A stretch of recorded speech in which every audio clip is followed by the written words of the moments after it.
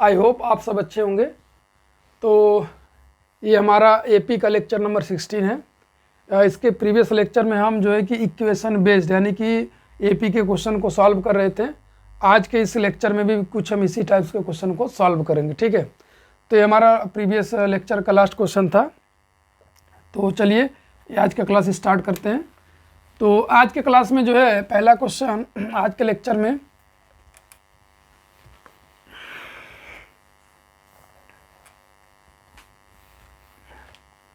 यहाँ पे लिखते हैं question number first,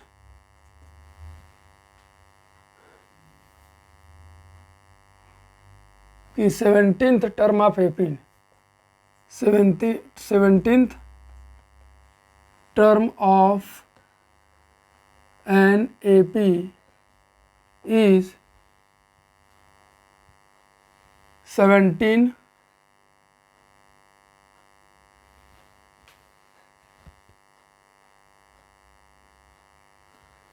17th term of an AP is 9 more than twice of 8th term. Then find A. First term आपको find out करना है। Then find ए का मतलब हुआ फर्स्ट टर्म, ठीक है। ये हमारा क्या यहाँ पर है, फर्स्ट टर्म, ठीक है। तो क्वेश्चन में क्या बोला बच्चों कि जो 17th term of an AP is 9 more than twice of 8th term, 9 more than twice of its 8th term, of its 8th term. तो सॉल्यूशन में पहले यहाँ पर मान लिया जाए कि ए एंड डी हमारा क्या है, first term and common difference. तो क्वेश्चन बोला है कि जो 17वां टर्म है टी 17th, वो क्या है कि 9 more than twice of its 8th term, यानी कि 8वें टर्म के ट्वाइस से 9 ज़्यादा है। 8वें टर्म के ट्वाइस से 9 ज़्यादा। हमने इसके प्रीवियस लेक्चर में जो सबसे स्टार्टिंग में ये सब सारी चीज़ें बताए थे कि ट्वाइस है, थ्राइस है, मोर है, लेस है, तो कैसे सॉल्व करना है वहाँ पे मैंने आपको समझाया था। तो बोला 9 मोर देन, यानी कि 9 मोर देन यानी कि किससे, इसके 8th टर्म के ट्वाइस से 9 क्या है, ज़्यादा है। तो हो जाएगा T8 प्लस और T8 मल्टीप्लाइड बाई 2 प्लस 9। तो आइए सॉल्व करते हैं फिर यहाँ पे। फिर हमारा काम बन गया A plus 16th D is equal to 2 multiply A 8th को क्या लिखेंगे, आई थिंक यहाँ पर आप 9th लिख दीजिए, ठीक है, 9th टर्म से। तो यहाँ पर हो जाएगा 9th। तो 9th टर्म में क्या लिखेंगे, ए प्लस 8d प्लस 9, ऐसे। तो ये plus 16d is equal to 2 से मल्टीप्लाई कर देंगे, 2a प्लस 16d प्लस 9। तो यहाँ पर देखिए इक्वल टू के लेफ्ट और राइट में अगर सेम साइन है तो इसको आप कैंसिल कर सकते हैं। तो क्या आएगा आपके पास, a is equal to 2a plus 9। अब एक साइड ला दीजिए ए वकाल वाई को, तो ये हो जाएगा ये, a में से -2a को माइनस करेंगे तो क्या आएगा -1, a is equal to 9, a is equal to आपका आ जाएगा -9 आ जाएगा, ठीक है। आई होप आपको ये समझ में आया होगा अच्छे से, इसमें कोई प्रॉब्लम नहीं होनी चाहिए, ठीक है। तो इसमें ये बोला था कि 17वां टर्म एपी का और 9वें टर्म के ट्वाइस से 9 क्या है, ज़्यादा है। तो उसको कैसे सॉल्व करना है यहाँ पर हमने किया कि 9th का ट्वाइस किया और उसमें 9 ऐड कर दिया, जिससे ज़्यादा या कम होता उसी में ऐड और सब्ट्रैक्ट हम करते हैं, ठीक है बच्चों। तो इसे आप नोट कर लें जो है, तो फिर हम आगे की तरफ चलें।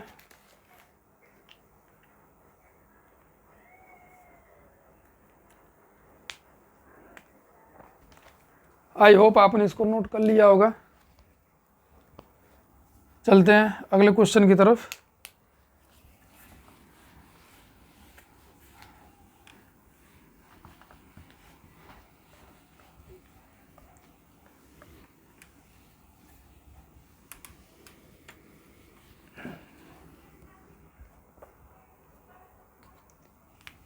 क्वेश्चन नंबर सेकंड की तरफ चलते हैं।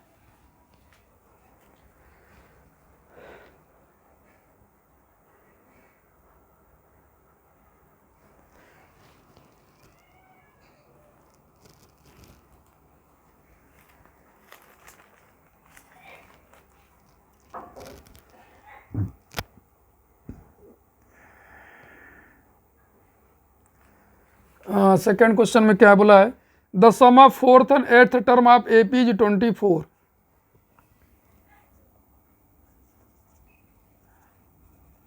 The sum of fourth and eighth term, fourth and eighth term of an AP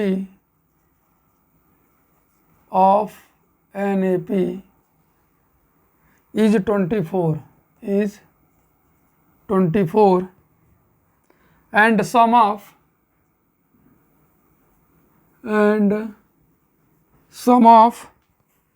sixth and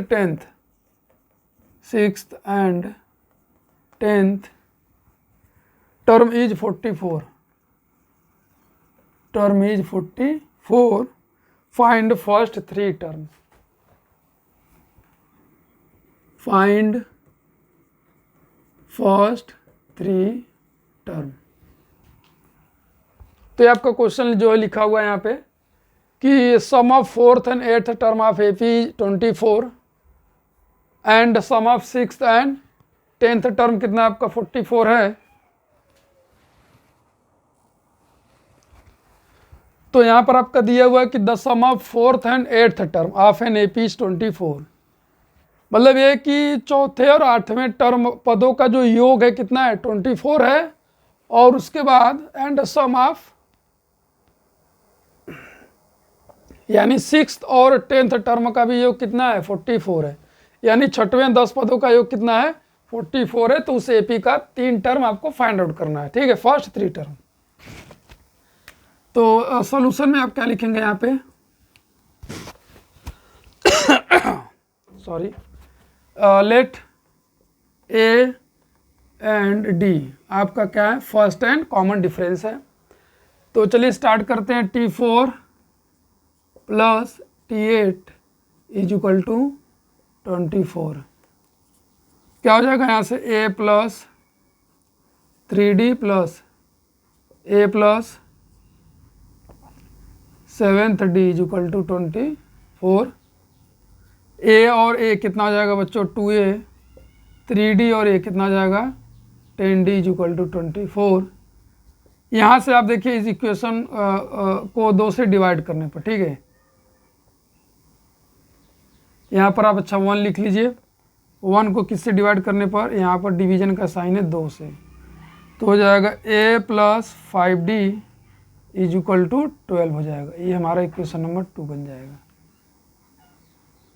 यानी कि इसको और भी हमने सिंप्लीफाई कर लिया, ठीक है। ये तो हमारा पहला इक्वेशन बन गया।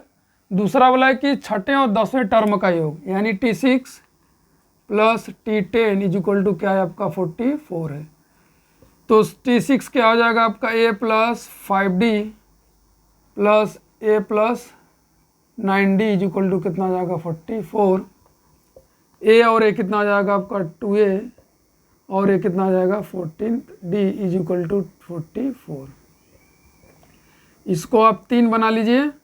बनाने के बाद इसको किससे और सिंप्लीफाई हो जाएगा तो कर लीजिए, ठीक है, 2 से डिवाइड करने क्या आएगा A plus 7D is equal to 22 हो जाएगा 4। इक्वेशन इस तरीके से बना लेने पर आसान हो जाता है, ठीक है। तो अब इन दोनों इक्वेशन को क्या करें एक साथ लिख ले। A plus 5D is equal to 12, ये है हमारा सेकेंड इक्वेशन। तो आप यहाँ पर देख रहे हैं कि साइन सेम है और ए वाला पार्ट क्या है आपका वेरिएबल सेम है, तो किसी से मल्टीप्लाई डिवाइड करने की ज़रूरत नहीं है। यहाँ पर आप सिंपली सबट्रैक्ट कर देंगे, साइन को हमने चेंज कर दिया। तो A 5D और 12 का साइन प्लस था तो सबका क्या हो गया माइनस, तो ये कैंसिल हो जाएगा। यहाँ से क्या आएगा 7D minus 5D is equal to कितना हो जाएगा 22 माइनस 12। तो यहाँ से 7 में से 5D घटाएंगे तो कितना आएगा आपका 2D is equal to 22 minus 12 कितना हो जाएगा 10 यहाँ से डी की वैल्यू कितनी आएगी 10/2 और डी हमारा कितना आ जाएगा 5 आ जाएगा। आई होप डी की वैल्यू हमने यहाँ से निकाल ली है।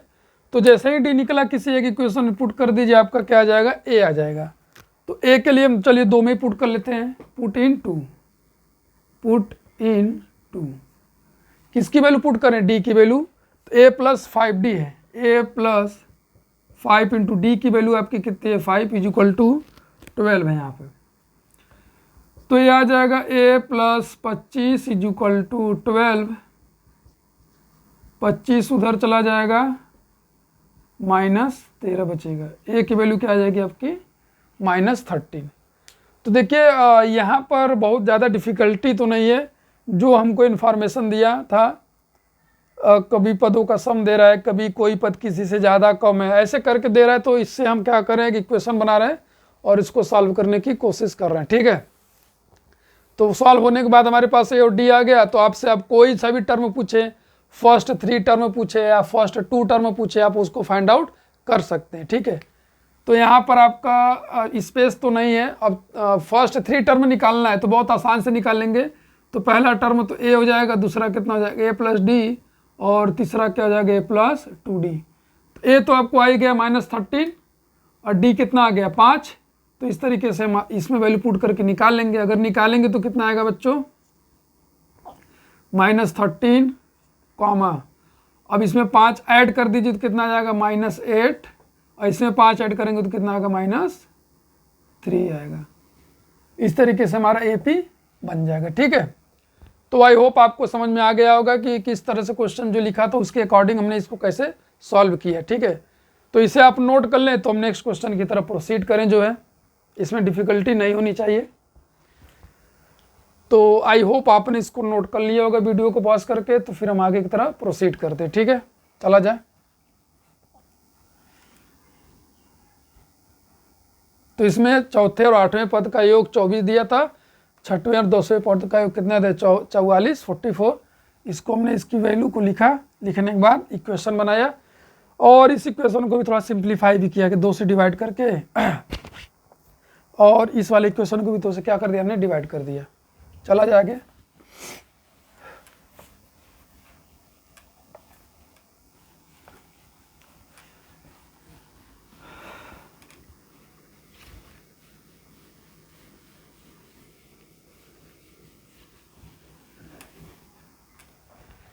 तो अब चलते हैं नेक्स्ट क्वेश्चन नंबर 3 की तरफ।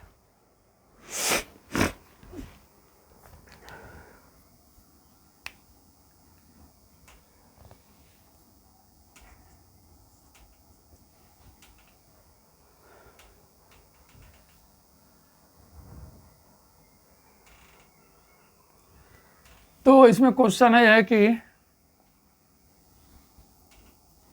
For an AP second term is 3 more than twice of its fifth term, and seventh term is 5 less than thrice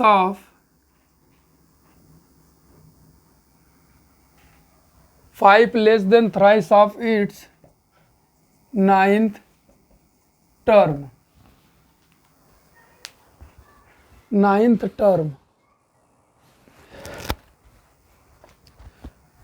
Then find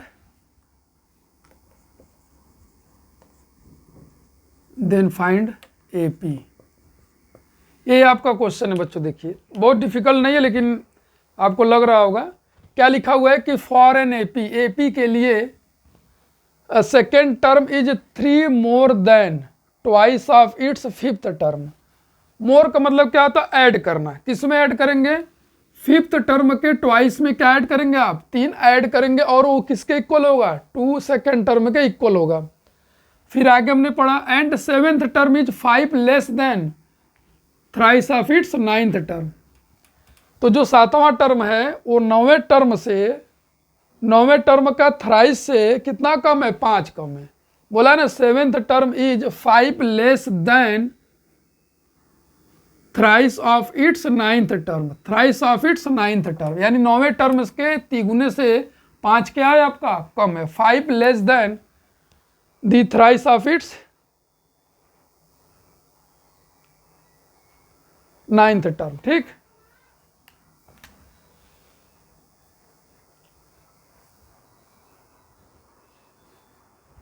तो आप यहां पर स्टार्टिंग करते चलिए, इक्वेशन में सॉल्व करते हैं। Let A and D are क्या है? वही common difference and first term. तो चलिए लिखते हैं। टी सेकेंड क्या है? T2 is equal to T5। T5 का क्या करना है आपको? ट्वाइस ऑफ T5 क्या ऐड कर देना है? 3 ऐड कर देना है। तो यहाँ से आपका क्या जाएगा? A plus D is equal to 2A plus 4D plus कितना हो जाएगा? 3। और उसके बाद यहाँ से आ जाएगा A plus D is equal to 2 से मल्टीप्लाई कर दें, 2A plus 8D is equal to अरे सॉरी प्लस 3। तो सभी को इधर लेकर आ जाएं। A plus D minus 2A minus 8D is equal to 3। अब A को -2m से माइनस करेंगे तो माइनस से आ जाएगा, और इधर माइनस करेंगे कितना आएगा? -7D इज इक्वल टू 3 आ जाएगा। ठीक है, क्या है आपके पास? माइनस से -7D इज इक्वल टू 3। अगर आप माइनस से मल्टीप्लाई कर देंगे -1 से, तो ये दोनों प्लस हो जाएगा और ये क्या हो जाएगा? माइनस हो जाएगा। तो आप A plus 7D is equal to क्या लिख सकते हैं? -3। ये इक्वेशन फर्स्ट बन जाएगा आपका। इस वाले में क्या किया कि -1 से मल्टीप्लाई कर दिया, तो ये प्लस और ये प्लस से क्या हो जाएगा? माइनस। ऐसे थोड़ा इक्वेशन सही हो जाएगा। ठीक, अब 7th टर्म जो है T7 is equal to thrice, यानी कि 9वें टर्म का थ्राइस कितना कम है? 5 आपका क्या है? कम है। 5 लेस देन हो गया। 9वें टर्म के थ्राइस से 5 कम।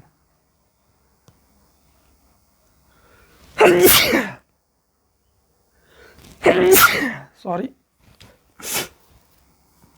क्या हो जाएगा? A plus 6D is equal to 3A plus 8D minus 5।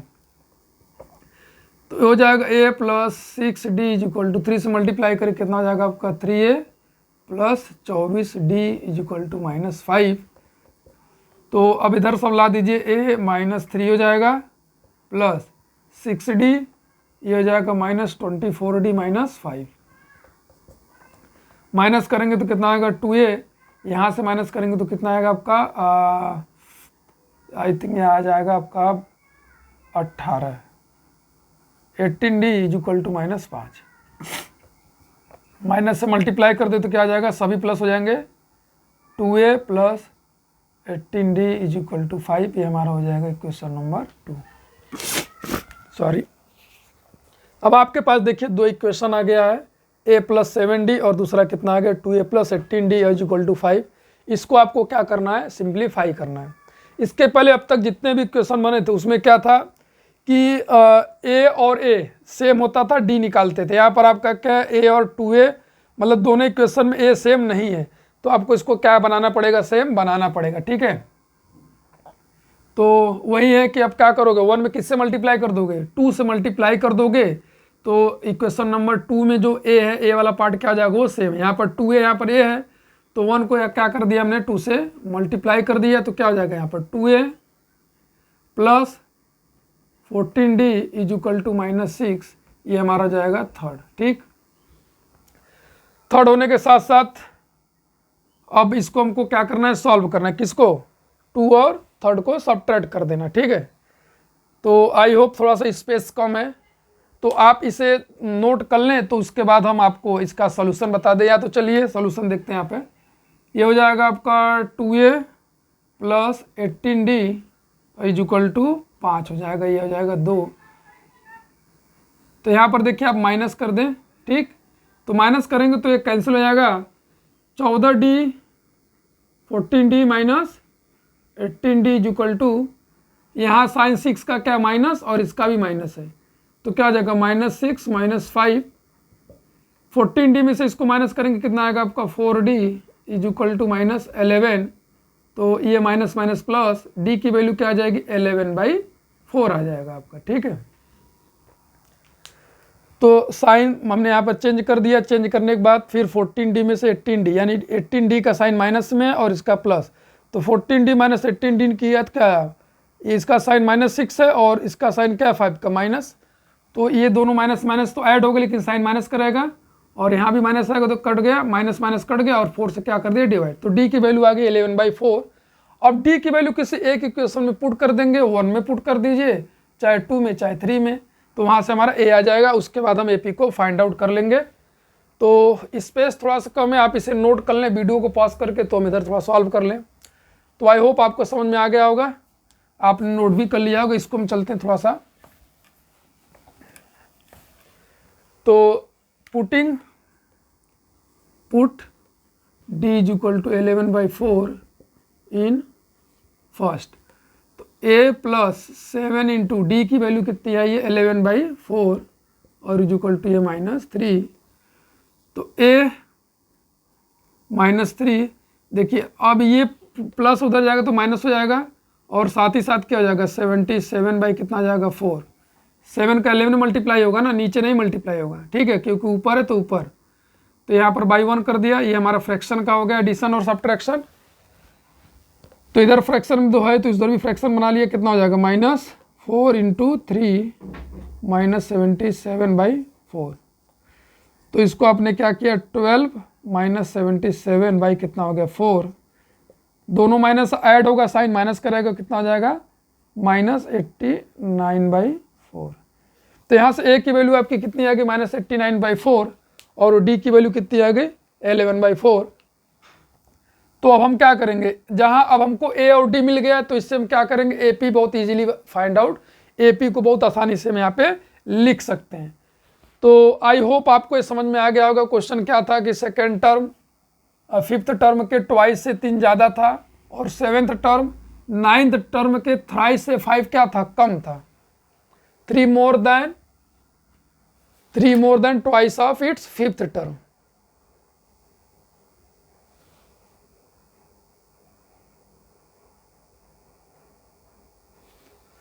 तो आई होप ये आपने नोट कर लिया होगा। तो चलिए जल्दी से हम AP को यहाँ पर लिखने की कोशिश करें।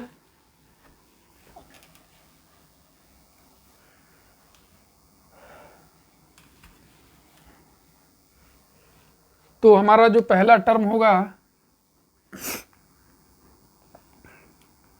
a is equal to -89/4, T2 कितना हो जाएगा वही a प्लस डी, a की वैल्यू 89/4 तो d की वैल्यू 11/4।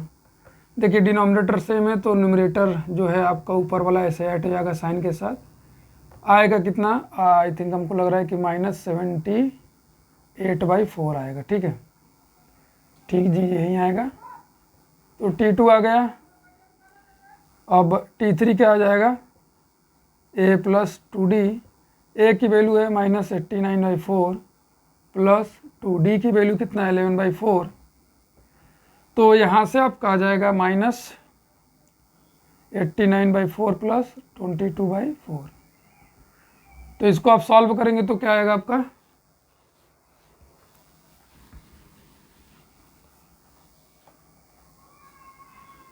-89 प्लस 22/4, यह आ जाएगा आपका 7 और आ जाएगा 6।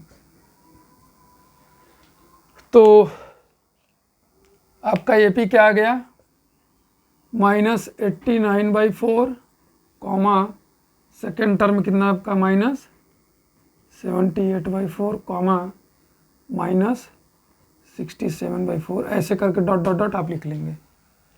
तो आई होप आपको ये समझ में आ गया होगा कि किस तरीके से जो क्वेश्चन दिया था, क्वेश्चन को पहले हमने केयरफुली रीड किया, उसके बाद उसमें क्या आपको एज्यूम करना था उसको हमने किया, फिर इस कंडीशन को लिख करके हमने इक्वेशन बनाया, इक्वेशन को सॉल्व किया, सॉल्व करने का मेथड आपको पता है। उसके बाद फिर वैल्यू को कैसे फाइंड आउट करना था उसको हमने किया, देन उसके बाद ये सीरीज हमने लिख लिया। तो आई होप ये लेक्चर आपको, लेक्चर नंबर 16 आपको समझ में आ गया होगा कि इसमें जो क्वेश्चन हमने बताए थे। तो बस आज के लेक्चर में इतने ही, फिर मिलते हैं हम नेक्स्ट क्लास में। उसमें और कुछ इस टाइप के क्वेश्चन को सॉल्व करेंगे जिससे कि आपकी क्लियरिटी आपको और भी अच्छे से समझ में आ जाए। तो चलिए मिलते हैं फिर नेक्स्ट क्लास में। जय हिंद, जय भारत।